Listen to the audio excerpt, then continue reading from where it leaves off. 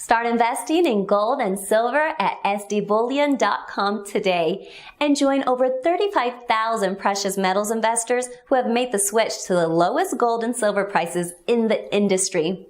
SD Bullion recently claimed a spot on the prestigious Inc. 500, making them one of the fastest growing bullion companies in the United States.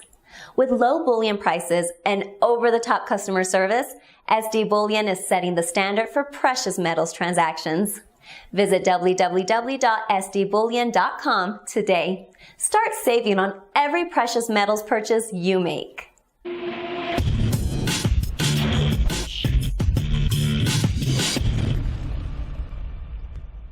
Hey everyone, this is Elijah Johnson with SilverDoctors.com, and back with us today is former Congressman Dr. Ron Paul. Dr. Paul, thank you so much for your time today. Good, Elijah. Good to be with you. All right. Well, I'd first like to discuss about the assault we're seeing on free speech. Now, you recently wrote that, quote, "If this ongoing assault on free speech succeeds, then all our liberties are endangered." Now, can you explain for our viewers in what ways is our free speech under attack, and how does an attack on free speech translate to an attack on our other liberties as well? Well, it's an attack on our other liberties if you think about the First Amendment, but what they're doing right now is they're intimidating and they're working with social networks to put pressure on people to be penalized if you don't say the right things. And we've been on the receiving end of this already by being named in fake news in the Washington Post and other places that we're participating in fake news, and they're the ones who are the portrayers of fake news. So yes, I think it's systematic. I worry about the government and the social networks that work together for our privacy, and they do it in the name of national security. And unfortunately, the connection between Google and some of the other companies to the government is more than I like. But the reason why we should be concerned about an attack on free speech and ability to get our message out is that it involves everything else. And when I left Congress here just a few years ago, I listed certain things that I was concerned about. And I think on the top of the list was the threat that they would damage the First Amendment. And my argument being that if you cannot speak out freely and be able to and not get penalized, we even hear of people losing their life over taking positions that are contrary to the government. So if you can't express yourself and can't reach out, and you're handicapped with the services that we and the internet, it's going to be very hard to convince people of what they ought to be doing when it comes to economics and politics and foreign policy and all these things. So it is vital. A lot of people would argue that the Second Amendment is the most important. As long as you have your gun, you can defend yourself, which is a very important function. But I think the ability to communicate in the First Amendment and free speech, and I think is most important in dealing with all our other liberties. Now, you mentioned how your institute, the Ron Paul Institute for Peace and Prosperity, was actually red flagged as a quote-unquote Russian propaganda outlet. And, there's all this talk about fake news, and you're saying that really what people are doing, they're basically using a couple fake news or news hoaxes that kind of went viral a little while ago and using that to justify government control of basically information. Can you discuss about this and what the real motive is behind this trying to control information? It's not actually just to stop fake news. It's to promote censorship and basically only let people hear what the establishment wants them to hear.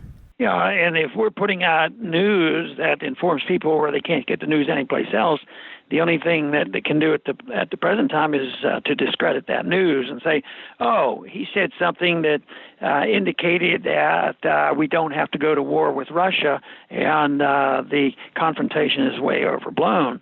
and they don't want to hear that side of the story, then they come in and sort of attacks the individuals talking in that manner. It's sort of a McCarthyism that they've done. It just all they have to do is say, oh, communist, and there you're back. And now it's Russia, pro-Russia. They're actually literally trying to cancel out the current election by this method. It's demagoguery, it's control, and it's a very dangerous thing when the government gets involved. And the government is very much involved because of that they cannot stand hearing the truth. And I have a saying in my book that truth is treason in an empire of lies. Our government lies all the time. They lie us into war and so many other things. So if you're telling the truth to them, they think truth is what the government does, and that's something that they admit to. Some of the real vicious dictatorship is they determine what truth is. And even if they won't brag and claim they do that, they more or less are saying that if they want to maintain power and be able to collect the money and run the financial system the way they do, they don't want to hear about the truth. So they can literally put you very close to being in the category of being, a traitor and being treasonous by speaking out. Now, obviously, in these times when there's so much information on the internet, we can't trust everything that we read. And also, you've pointed out that a lot of this quote unquote fake news actually comes from the government and the mainstream. The government and the mainstream media has put out a lot of propaganda and lies throughout the years as well. So what is the best way to protect our freedom of speech and also kind of sift through the lies that are out there and find the real truth? Well, it's not easy, and it's been going on for a long time. If you look throughout history, politicians, when I think about all the stuff we listen to by the politicians, what if every candidate and everybody that serves in the Congress was under oath? I mean, they can practically say or do anything. So it's up to the individual, the people who are listening to it. I think that this subject came up when I was running for president. I said, and I had young people supporting me. And I said, why are you supporting me? These other candidates are saying things that aren't too different. And they said, well, we don't believe them. They sort of sensed that I was sincere and I was doing my best to tell them the truth. So I think that's the ultimate test is people, if they're allowed to make their own choices and decisions, they can sort it out. But the Internet is a risky place for some people if they just believe everything they read on there, and people are going to use it. But it used to be the newspapers and then the television, and now it's the Internet. But it's up to individuals to make that decision. Sometimes, it took me a long time to fully understand how our leaders had been assassinated, like JFK and RFK and Martin Luther King. But it took, I never did get that information from the school or television or anything. But eventually you can find the truth even in a well-written book. And you have to find somebody that you do trust. But it is a job to figure that out, and there will be a lot of misinformation on the internet. But I'd much rather sort it out in a free society than where the government says, "Well, it's a mess out there, so we're going to set the rules, and we will have a truth squad, and decide what should be put out there or not, and decide whether it's legitimate." No, we have to allow people to speak out and let the people decide how they're going to handle it. All right, Ron Paul, thank you so much for joining us today. Real quick, before we let you go, one thing that I'm sure that you've been paying attention to is, your son, Congressman Rand Paul, is bringing forth this Audit the Fed bill. And it looks like there might be a better chance of it passing this time because Trump, now going to be the next president, has been a critic of the Fed. He's said that we should audit the Fed, and there's a Republican House and Senate.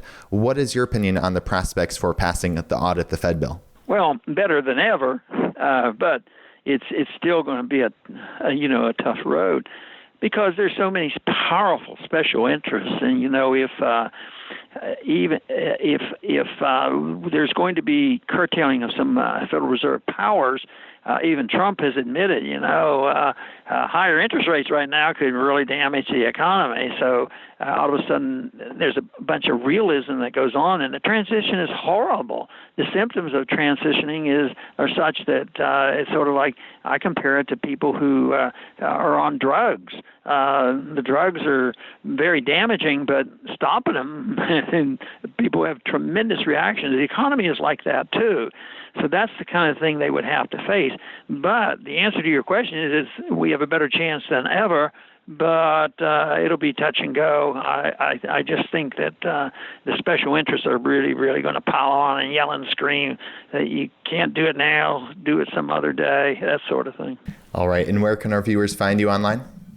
Okay, Ron Paul, LibertyReport.com. Once again, thank you so much for your time, Dr. Paul. Thank you. Good to talk to you.